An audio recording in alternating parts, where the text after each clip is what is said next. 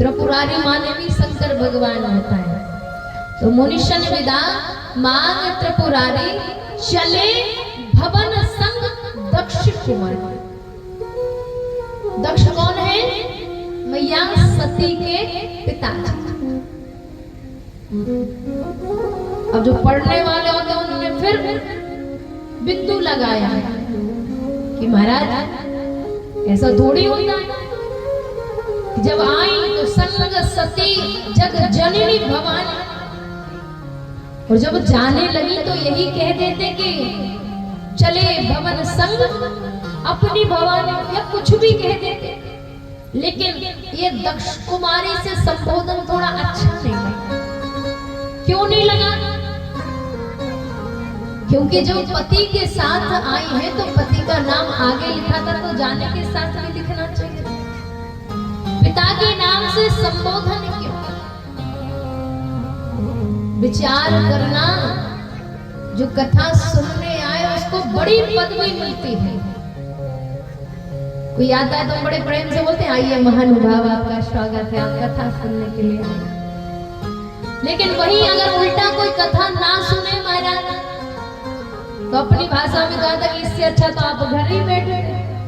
जब कथा नहीं सुननी थी तो घर ही रहते।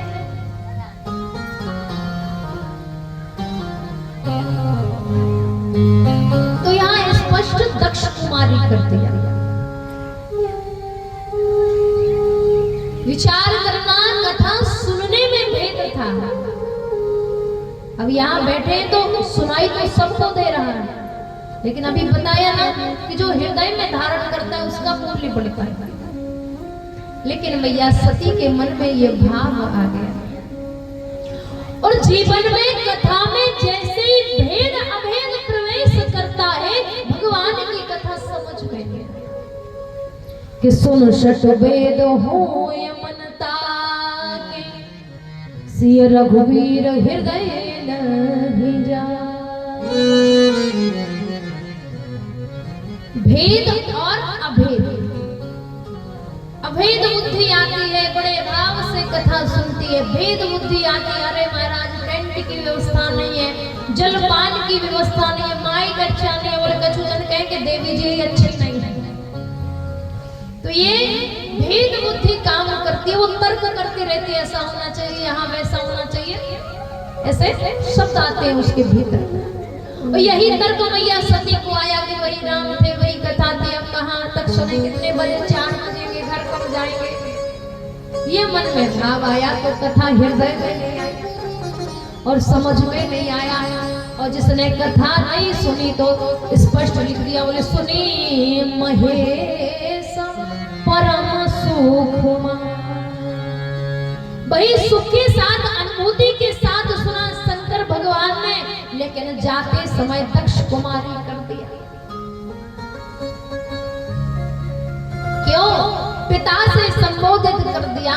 बोले जैसा पिता है वैसी ही तो संतान है, वैसे ही उसकी कन्या है। और देखो महाराज, जब बिटिया का विवाह होता है ना, तो अगर इतनी सी भी गलती हो ना तो तुरंत माता पिता पर जाते हैं।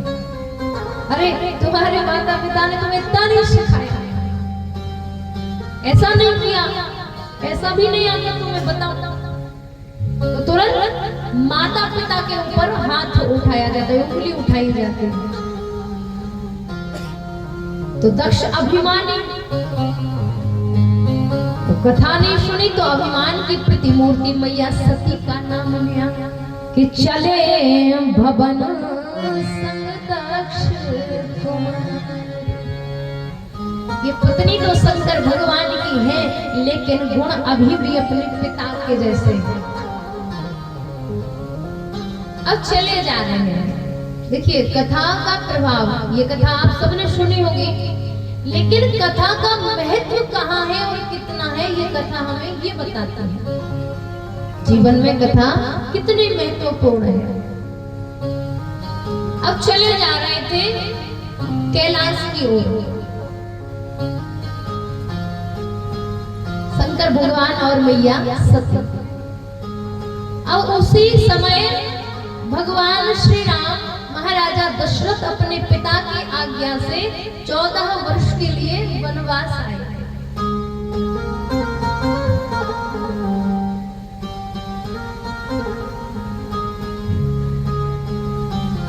उसी समय भगवान श्री राम दंडक वन में आए।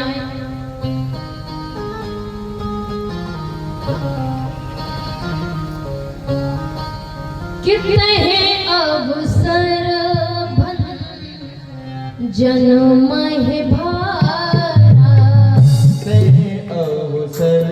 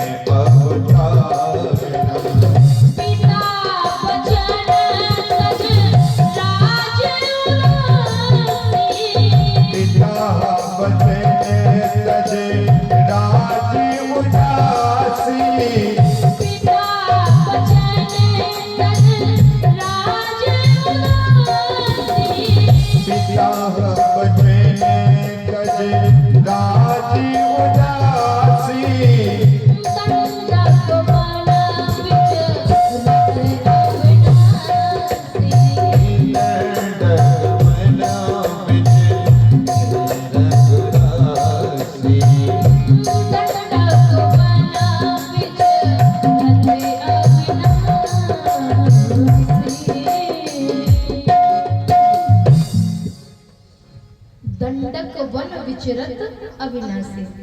उसी समय भगवान श्री राम उसी वन में मैया सीता जी का जानकी जी का हरण हो जाने के बाद में ढूंढ रहे हैं। लता पत्ताओं से पूछ रहे, बोले हे खगमृग हे मधुकर श्रेणी, और तुम देखी सीता मृग ने। ढूंढ रहे हैं, पूछ रहे हैं सब। आगे आगे भगवान श्री राम, पीछे पीछे लक्ष्मण भैया।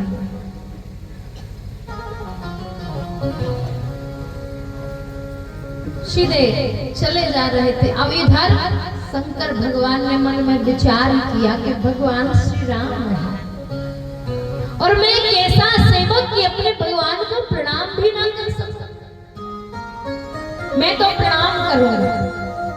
फिर मन में भाव आया कि भगवान अभी लीला कर रहे हैं और लीला के मध्य में मैं जाकर के प्रणाम करूंगा तो लीला में विघ्न पड़ेगा। क्या करूं? भगवान शंकर सोचते हैं कि हृदय विचारत जात हर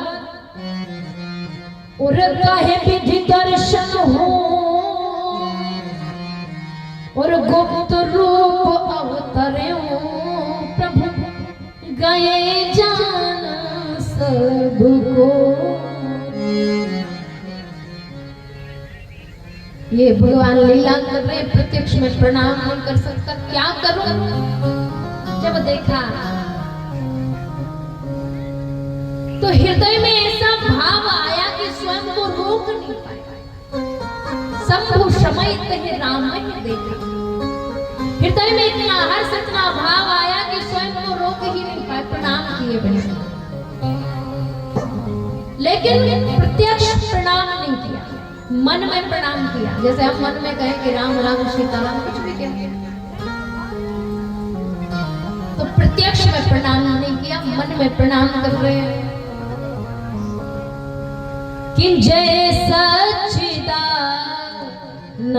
जग पावन,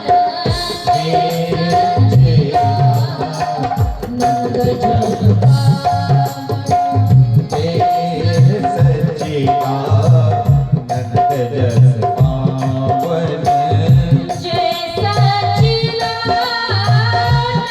जग पावन, जय जय सच्चिदानंद जग पावन, जय सच्चिदानंद जग पावन, जय सच्चिदानंद जग पावन, असे कहे चले मनोज सावन, अस कहे चले वो मनोज सावन, असे कहे चले मनोज सावन। जय सच्चिदानंद। भगवान ने सच्चिदानंद कह करके शंकर भगवान ने श्री राम जी को प्रणाम किया।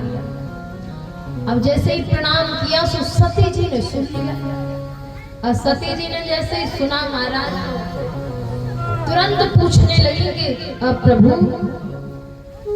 हमने तो ऐसा सुना है कि शंकर जगत बंधु जगदीशा, अरे ब्रह्मा विष्णु महेश स्वयं आपको प्रणाम करते हैं और जगत का ईश्वर आपको सिर नवाते हैं, और आपने एक साधारण से मनुष्य को प्रणाम किया, ये बात हमें समझ नहीं आई। अगर आप कहो कि ये भगवान है, ये परब्रह्म परमात्मा है, तो अपनी पत्नी के लिए रो रहे हैं। ये तो कामी पुरुष के भाव होते कि पत्नी खो गई सो रोने लगे, ये भगवान के लक्षण थोड़ी है। ये परमात्मा नहीं हो सकता। यहाँ मैया सती के हृदय में संदेह उत्पन्न हो गया। संदेह उत्पन्न क्यों हुआ? क्योंकि कथा को नहीं सुनी। अगर कथा को सुनती तो संदेह आता ही नहीं। लेकिन जैसे ही संदेह हुआ कि ये राम नहीं हो सकता, ये कैसा राम, ये कैसा भगवान है जो पत्नी के विरह के लिए रो रहा है। अरे भगवान होता तो एक क्षण में पता कर लेता कि कहाँ है पत्नी हमारी। अरे ब्रह्म कभी रोता है क्या? आज मैया सती जी शंकर भगवान से कहते कि ब्रह्म जो व्यापक विरज अज और अकल अनीह अभेद सो की देह धर हो ये नर और जाहि न जान तो वेद। बोले जैसे वेद नीति नीति कहकर छोड़ देते, वर्णन नहीं कर सकते, वो भगवान ऐसे जंगल में बिना खड़ाओं के बत्तल वस्त्र पहने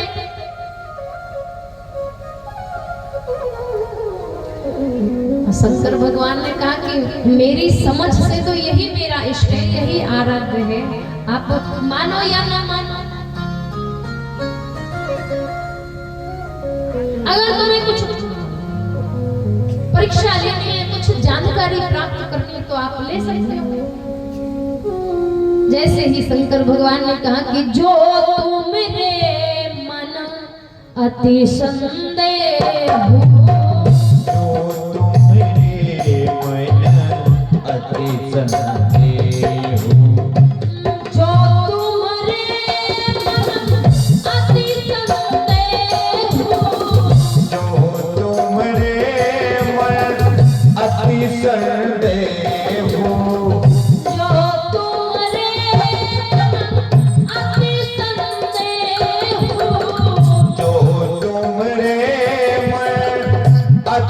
शरण देहु तो किन जाए परीक्षा होने जाए परीक्षा लेहु तो किन जाए परीक्षा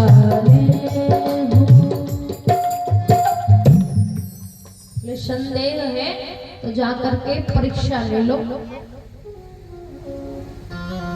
जब तक आप परीक्षा लेने जाऊंगी और मैं इसी वट वृक्ष के नीचे बैठा रहूंगा, इसी वट वृक्ष के नीचे भजन करूंगा आप परीक्षा लेने के लिए। अब यहाँ शंकर भगवान भजन करते हैं और मैया सती जी भगवान श्री राम की परीक्षा लेने के लिए जाते हैं। भगवान शंकर भजन करते हुए कहते हैं,